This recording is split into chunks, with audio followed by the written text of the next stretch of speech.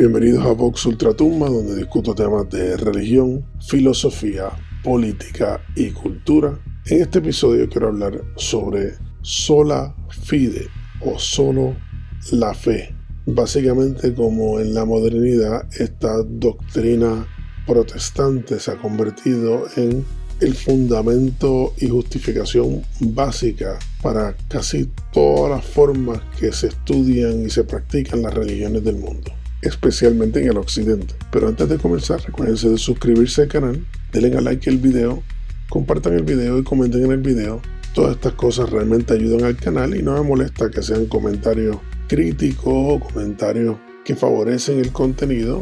Todos los comentarios yo los valoro y yo no me estoy pintando de que soy un tipo de obispo de la verdad, que soy infalible de alguna manera. Eso no es realmente el punto mío aquí, porque realmente a mí me interesa mucho el estudio de las cosas y la discusión de las cosas. Así que no me molesta que si piensan que algo que dije no les gustó, piensan que estoy equivocado, lo pueden poner y yo con mucho gusto lo discuto con ustedes. Claro está, si lo van a poner, digan algo con contenido, no simplemente digan este tipo no sabe. No está bien, pero díganme qué es lo que no sé y explíquenme cómo es que ustedes sí saben. Eso a mí no me molesta, pero un poco de aclaración me ayudaría, porque no puedo mejorar nada si no sé el contenido, el contexto de la crítica, pero no me molestan las críticas. También no olviden de seguirme en X, pondré la información aquí en el video, y también si les interesa ver la tienda que tengo aquí para promover el canal, pues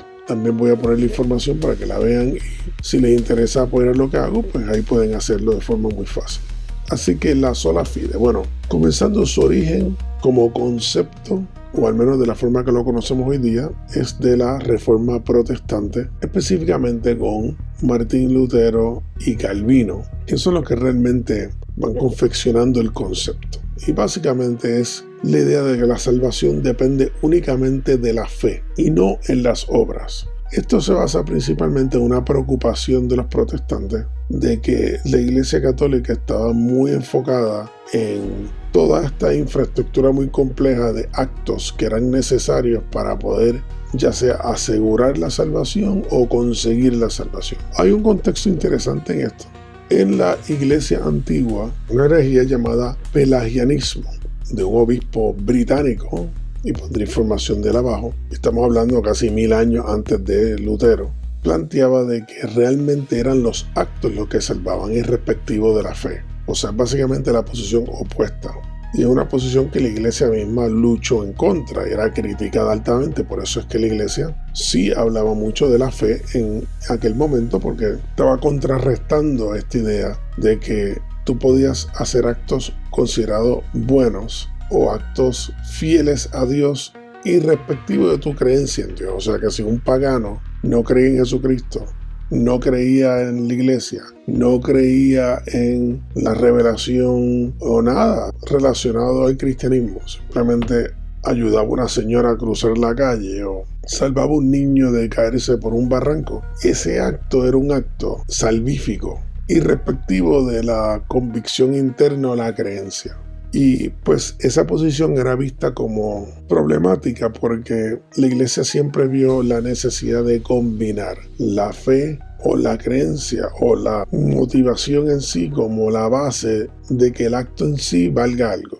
O sea, que requería una coordinación entre estos dos conceptos. Ya con Lutero entonces se invierte esta herejía y se plantea la posición opuesta, que es que los actos son irrelevantes y lo que importa es la creencia. Se podría ver como una extrema corrección a la posición intermediaria, pero que ellos veían que estaba volviendo el pelagianismo. O sea que si se quiere ver de forma más positiva, se podría decir que es muy posible que los reformistas veían al catolicismo como llegando otra vez a un tipo de pelagianismo. Claro, es bastante claro que la iglesia lo que estaba exigiendo era una combinación. El pelagianismo, si lo vemos hasta de forma cínica, quebranta la misma idea de ser parte de una iglesia. O sea, estás diciendo que la iglesia es innecesaria y la religión es innecesaria para hacer el bien. Podríamos decir que el secularismo, en particular el humanismo, es un tipo de pelagianismo. La mayoría de los que inventan el humanismo eran cristianos o excristianos y básicamente lo que están planteando es lo mismo. Hay una moralidad natural que se puede efectuar sin tener necesariamente que creer en Dios o ser parte de una religión. Eso es pelagianismo en la modernidad. Pero volviendo a la sola fide, a la fe solamente como base, realmente viene de una visión cósmica impersonal o nihilista, porque lo que están haciendo es quitándole la agencia humana a la salvación. Se está planteando que realmente, ya sea mediante el predestinaje de Calvino, que lo lleva a un extremo, o ya sea simplemente por la incapacidad o la impotencia humana, nosotros no podemos tener una agencia real en nuestra salvación. Por eso es que cuando se le pregunta a Lutero que cuál era el punto de los 10 mandamientos, él hace un planteamiento similar a decir que era para demostrarle a los seres humanos su incapacidad de hacer el bien. O sea que hay una corrupción absoluta del ser humano y estamos incapacitados de hacer el bien. Y por lo tanto lo único que nos puede salvar es la fe. Eso es para simplificar. Pero claro está, si eso es así, y somos corruptos de forma total, él decía que estábamos totalmente depravados. Pues obviamente hay un elemento nihilista en este concepto. Y claro, como diría Évola, el desprecio moderno por la participación activa en lo trascendente es uno de los problemas, de que la mente moderna realmente no quiere pasar el trabajo de participar en el proceso y por lo tanto es muy cómodo ir en el proceso de simplemente recostarse de la creencia. Es como si el cosmos fuera indiferente y el ser humano es técnicamente irrelevante, porque hay un plan cósmico que trasciende la vida humana y las decisiones humanas. Yo hice un episodio sobre el libre albedrío y la responsabilidad personal y ese tipo de cosas, y aquí pues la sola fide tiene un impacto directo en el libre albedrío. Por eso es que Calvino fue con el predestinaje total, lo cual mencioné en ese episodio. Y es por esto, porque si uno tiene libre albedrío, pues entonces las decisiones que uno toma importan y por lo tanto nuestra participación en la salvación propia. O sea, si Dios dice no robar y yo puedo tomar una determinación real de no robar, entonces yo estoy obligado a no robar. O sea, en otras palabras, yo no puedo plantear que estoy predestinado a robar y usar eso como una excusa para plantear que yo no me puedo controlar porque es el destino el que me dirige. Dios está robando y Él simplemente me está obligando a hacerlo porque ya lo dijo desde el principio de la humanidad. El libre albedrío es problemático para la posición de sola fide. Así que si solo gracia divina o una fe predestinada, entonces, ¿qué instrumento tocamos nosotros en esta banda? La contestación es ninguno. Luego podemos hacer una afirmación interna de aceptar de que estamos a la merced de una bondad divina que nos trasciende a nosotros. Claro, el cristianismo tradicional y todos los otros sistemas, porque puedo hablar de las tradiciones herméticas, las gnósticas, todos estos sistemas y especulaciones espirituales plantean de que hay un proceso de evolución o de enaltecimiento del alma que requiere unos procesos y unos pasos. Las escuelas de misterio son un buen ejemplo de esto y yo diría todas las religiones antiguas, porque realmente la concepción de sola fide es una concepción claramente moderna. Se fundamenta en el nominalismo, que es una filosofía medieval que cuestiona la existencia de universales objetivos, que reduce la realidad a lo particular y lo contingente.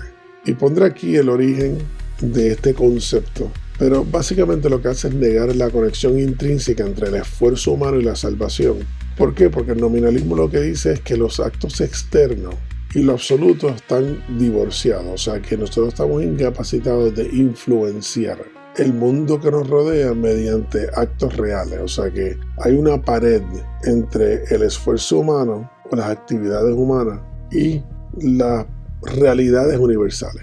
Normalmente los humanos somos peones de fuerzas superiores y implica inclusive un universo indiferente en la cual nuestros actos son insignificantes, muy parecido al cosmicismo de H.P. Lovecraft, que su obra de literatura de horror se fundamenta en este concepto.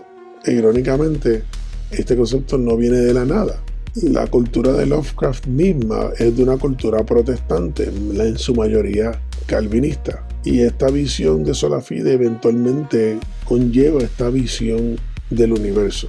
E inclusive lleva directamente al secularismo y casi toda la modernidad y cómo se ve la religión se basa en esta premisa. Y una de las razones es porque plantea que la ética y cómo vivimos y el crecimiento personal es realmente irrelevante. O sea que podemos tener un crecimiento material, hacer más dinero, obtener más vehículos de motor, avanzar en nuestra carrera. Esto pues, irónicamente, las personas que provienen de esta sola fide, de esta tradición religiosa, creen que es posible afectar el mundo material de esta manera. Pero como no es posible afectar de forma profunda la realidad, pues las cosas como la moralidad, la ética, el desarrollo humano, personal, no son posibles, estamos limitados. Es algo bastante irónico, porque al abandonar la posibilidad de la agencia humana, eventualmente lo que logra es que se mueve la agencia humana al ámbito material secular y se abandona en el ámbito espiritual. Por eso es que mucha gente hace lo que les da la gana y dicen, ¿quién eres tú para juzgarme si yo no tengo control de esto? Dios creó todo esto. O culpan a Dios por todo lo que ocurre y no asumen responsabilidad personal porque sus actos están divorciados de la fe. O sea, o creen y ya, o no creen en nada. Y por lo tanto, pues no hay ningún tipo de reacción real en los elementos circunstanciales espirituales que uno se enfrenta diariamente. Así que pasamos de una visión tradicional que era que la fe requiere acción, disciplina, transformación interna, rectitud, a una visión de que la pasividad misma nos salva, que es un externo el que nos salva. Y es un video sobre los salvadores y toda la historia básica de dónde proviene este concepto. Aquí se manifiesta de una forma muy agresiva, que es que simplemente uno tiene que ser pasivo, aceptar la gracia y se acabó lo que se daba. Inclusive les ofende planteando de que si uno dice que la gracia es lo único que te salva, pues están planteando de que tú eres un trabajador hacia la gracia, lo cual implica que tú eres Dios también. Ese es usualmente el argumento que están diciendo. Ya esta cuestión simbiótica de cooperación se abandona. El ser humano está incapaz de coordinar con el creador del universo. Pero si no hay obras y no hay cooperación, no hay conexión tangible con lo divino. Y la ironía, al final de todo, es que creer es una acción, pero lo convierte en un tipo de declaración abstracta. El decir yo creo es un acto de voluntad. Yo estoy asumiendo una posición de fe que proviene de fidelidad, y la fidelidad implicaba hacer actos que demostraran la fidelidad. No era suficiente decir yo voy a hacer el bien, era hacer el bien. No era suficiente decir yo voy a llegar a las 8 de la mañana. Había que llegar a las 8 de la mañana. Y el tú combinar esos dos elementos, voy a afirmar, llegaré a las 8, eso confirmaba la afirmación. Si la persona dice todos los días voy a llegar a las 8 y nunca llega a las 8, llega al mediodía, esta persona no es una persona fiel, no es una persona responsable, es considerado un charlatán o una persona que tiene problemas serios de disciplina. Y esta persona que tiene problemas serios de disciplina, el jefe no se la va a perdonar porque él cree en llegar a las 8. Tiene una fe intensa en que las 8 de la mañana es la hora de llegar al trabajo. Él simplemente no se puede controlar y llega al mediodía, pero su fe es lo que cuenta. Y el jefe, que es muy bueno, él por gracia divina va a hacer esto. O peor, que la concepción protestante, va a mandar a su hijo a que llegue a las 8 de la mañana a nombre de su empleado que llega al mediodía. Y cuando el empleado llega al mediodía dice no te preocupes porque yo voy a contar las 8 de la mañana como tu entrada porque mi hijo llegó a las 8 de la mañana. Esto es básicamente la visión conceptual que fundamenta esta creencia, pero nuevamente el mismo acto de decir yo creo es una acción, o sea que no están evitando la acción, es una cuestión abstracta de la acción. Y pienso que es importante porque si uno entiende que el creer es un compromiso activo de la mente, de la voluntad y las emociones, pues uno puede entender los escritos antiguos de los padres de la iglesia y de otras religiones que plantean de que la fe, o sea, la creencia, la afirmación absoluta de filiación a de que Dios existe, que Dios tiene unos parámetros y unas leyes, eso es fe. Esto únicamente se puede manifestar como puente de acción ritual a la transformación espiritual. Ahí viene el concepto de las disciplinas.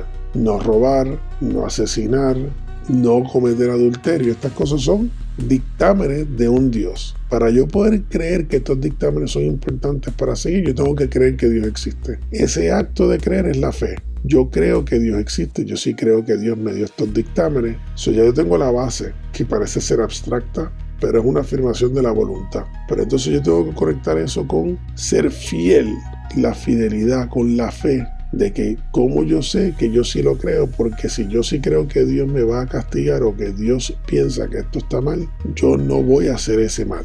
Y es en el acto de no hacer el mal que uno confirma la lealtad, la fidelidad. Y todo el mundo entiende esto con los ejemplos como el que di del trabajo, pero hay muchos otros. Yo le puedo decir a la esposa mía que yo creo en ser una persona fiel, pero si no lo soy, no lo soy. El mero creer en la fidelidad es muy bueno, pero es únicamente el comienzo de la fidelidad, no es suficiente para justificarte. Y en el caso Lutero, ellos conectan la sola fide a la salvación, porque ellos están tratando de plantear de que el sacrificio de Jesucristo es suficiente para justificar todo acto de infidelidad de otros. O sea, la fidelidad de Jesucristo es la fidelidad que importa y justifica todas las infidelidades. Al Cristo no matar, yo puedo matar, porque Cristo no mató y el que van a juzgar es a Cristo, no es a mí. Este concepto no existía en la antigüedad, es un concepto bastante moderno para poder explicar y engranar toda una teología que haga sentido. Además, la creencia de que solo esta fe abstracta es suficiente no permite el desarrollo personal.